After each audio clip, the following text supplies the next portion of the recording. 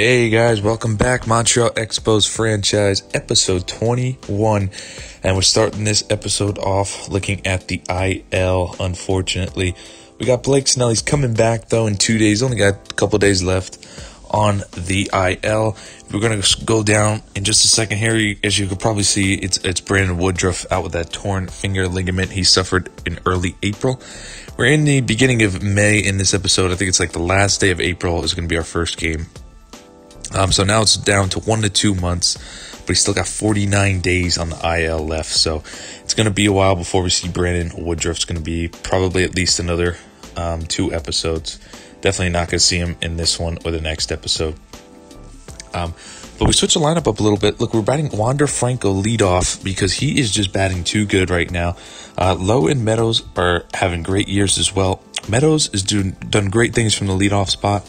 But because of the year Wander Franco's having, I feel like he could be a true leadoff guy for us. And Meadows can bat third while Franco and Lowe get on base. He can drive them home. Ian Happ's can bat fourth. Damez Renfroe pretty much just pushed everyone down. And Nate Lowe, we moved all the way down to 8th. As you see, Chris Davis kind of having a good year. Nate Lowe is batting 165 with 1 home run and only 7 RBIs. That is the month of April that he had. Pretty alarming for our World Series MVP. He's going to have a little bit of a longer leash than he normally would because of the postseason he had last year. And then there's James McCann, who's off to a slow start as well. Jake Shiner's red hot, though. So he's coming for that first baseman job for Nate Lowe. But you never know. Neil Kelly, he did okay in the replacement. Is 77, see potential. I mean, he's going to be down as soon as Blake Snell comes back. Chirinos is balling, of course. Trevor Richards ain't bad. I only pitched 1 start, pitched a nice 7 innings, got the win. Brandon McKay, he's 1-4 with a 4.45, and Jordan Balazovic 4.50. They're off to mediocre starts. Could be worse, though. Our bullpen's doing pretty solid. As we go down the list here, Castillo, Alvarado having a great season. Alex Claudio, not bad. Only 11 innings pitched so far. Colin Poche, I mean, can't complain. Michael Givens has been okay, but look at Tyler Glasnow, our closer. Already went up 3 overall ratings. He was an 80 in the first episode when we started this. 28 years old. Look at his 10 saves, 0 blown saves. So he's 10-0 in saves and opportunities to start off his closing career. I told you guys he's got filthy stuff. He'll be a perfect 1-inning guy if he can master that. And it looks like he's gotten used to it already. We're going to take them out. I mean, we are going to... Yeah, Trevor Richards is going to take them out, against the Royals. They signed Justin Turner, and he is going to ground into first to end the second inning. Trevor Richards on the mound. And for the Royals, it's Teddy Stankiewicz. I think I said that right. Anyway, third inning, we're already up 1-0. Austin Meadows, moonshot, Yardo. That's a no-doubter. Austin Meadows, I love that no-doubt swing. It's just like a helicopter with his arm behind his head. That ball's gone. It's 3-0. Jumping ahead, Trevor Richards looking pretty solid here. Strikes out Jorge Soler. Hunter Dozier's the next batter with 2 outs in the 4th. Hangs a curveball, though. And that one, luckily that didn't go over the fence. A 1 hops the wall. 1 run's going to score.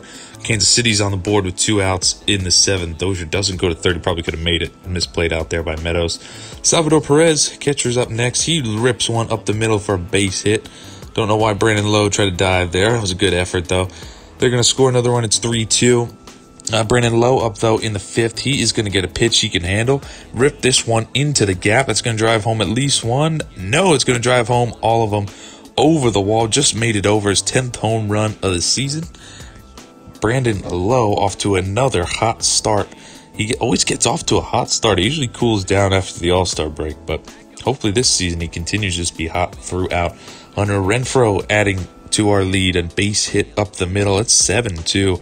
We're jumping ahead. Alex Claudio on the mound. Justin Turner, 6-4-3 double play to end the 6th inning. And then we're just going to jump ahead to the 9th. It's Michael Givens in to get some work. And it's Justin Turner again, who's showing up, just happens to be the last out of a lot of these key innings, is going to ground to first.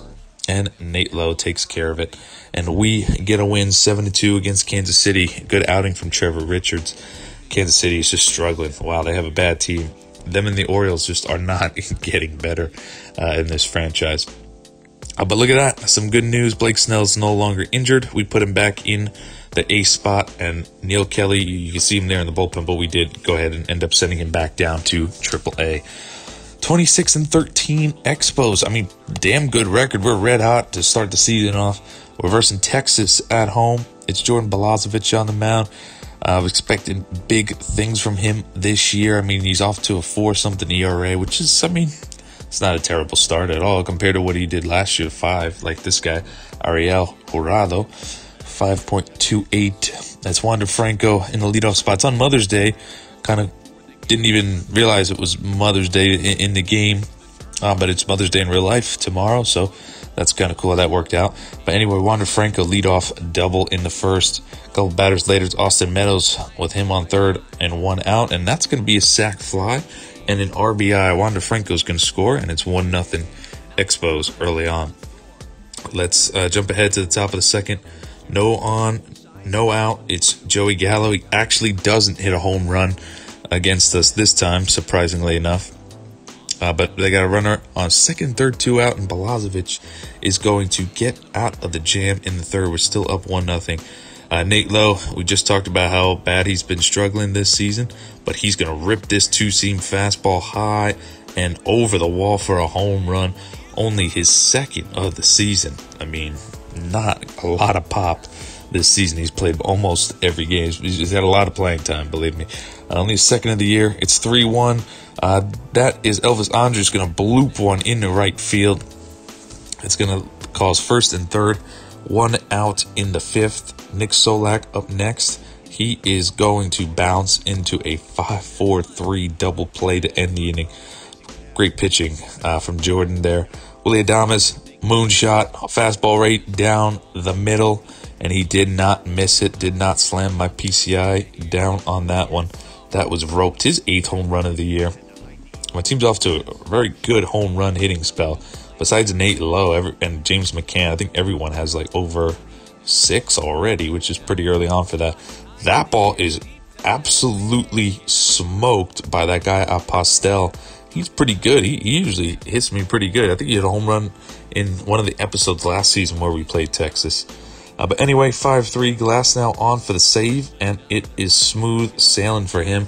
101 mile an hour fastball blows it by Elvis Andrus, and we get another win. We're going to jump ahead a couple of games later, 28-13 now. Yanni Chirinos, 7-1, 2.5. This guy always has a good year. This is the third season. He's 3 for 3 with great years so far. I mean, it's early on, but you can just tell when pitchers are doing good throughout the course of a franchise. If you guys who play franchise know, it usually lasts. It usually means he's going to have a pretty good season. Matt Andriese on the mound for Minnesota. That's a base hit for Wander Franco. That's why he's our leadoff guy. I had to show that in there. He's been good off the leadoff spots. Ian Happ in the first. You don't show an Ian Happ highlight unless it's a home run, because that's all he does. He either makes out or hits home runs, it feels like. That ball is gone. 13 on the year for him. He's going to have another big year. I can feel it. I think he's going to have more than what he had last year. And what he finished with last year, like 44, I think. So he might have a 50 home run season if everything goes well. Chirinos is looking good, but this one's just roped into the gap, and it barely makes it over the left center field wall for a home run. Twins took a 3-2 lead home run from Peralta. Brandon Belt gets a spot start today because we just, wanted to give Nate Lowe a little bit of rest. Maybe just need to sit on the bench for a while and see Brandon Belt hit home runs to light a fire up under his ass and start hitting the ball. Anyway, it's Kyle Schwarber, former Expo. Rips one into the gap. Hunter Renfroe's going to try and dive and make a spectacular play, but he's really nowhere close to it. That one's roped in the gap. Minnesota is going to take a little 5-4 lead. Good piece of hitting from Schwarber. He signed a pretty expensive deal with them. Wasn't worth it, but whatever. He comes back to haunt us. Every person who leaves the Expos always comes back to haunt us. He gets thrown out at home, though. I don't know where he's going with his speed. This is Brandon McKay. I forgot to show you guys. Brandon McKay, the pitcher, of course, he's a two-way player in college. He hasn't been a two-way player in real life just yet, and he hasn't in this franchise either. But we just starting adding him to the lineup, maybe getting him some at-bats. He has good hitting stats, and our only DH at the moment is Chris Davis, who's not bad, but we're going to try to give Brandon McKay some at-bats. So that was his second hit of the game. He had a ground rule double there. So good promising sign for him. We're going to give him a few more at-bats and see if maybe he can be a legitimate two-way player for us going forward. So be on the lookout for that. We're going to see more of Brandon McKay going forward, not just pitching, but hitting as well. In the ninth, only down by 1, but Hunter Renfroe grounds to third to end it. No, it's an error by the Twins' third baseman. That's going to bring up Brandon McKay, who's 2 for 3 on the day. But that he is going to fly in the center to end this one to Byron Buxton. So we lose this one against Minnesota. But that's okay. We were on a very big hot streak. We're going to jump way ahead to Pittsburgh at the towards the end of May here.